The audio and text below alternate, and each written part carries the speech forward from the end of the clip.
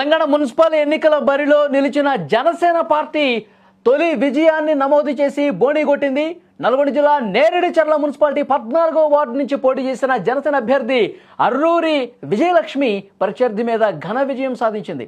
తెలంగాణ గడ్డపై పార్టీ ఉనికిని చాటుతూ మున్సిపల్ పోరులో జనసేన జెండాను ఎగురవేయటం ఆ పార్టీ శ్రేణుల్లో కొత్త ఉత్సాహాన్ని తీసుకొచ్చిందని చెప్పాలి. ప్రధాన పార్టీలకు ధీటుగా అక్కడ కాంగ్రెస్, బీఆర్ఎస్ ఇంకా మిగతా కొన్ని పార్టీలను కూడా తోసిరాజని అక్కడ ఆ వార్డులో ప్రధానంగా జనసేన అభ్యర్థిని గెలిపించారు. రాష్ట్ర రాజకీయాల్లో ఒక హాట్ టాపిక్ అవుతుంది ఈ విషయం.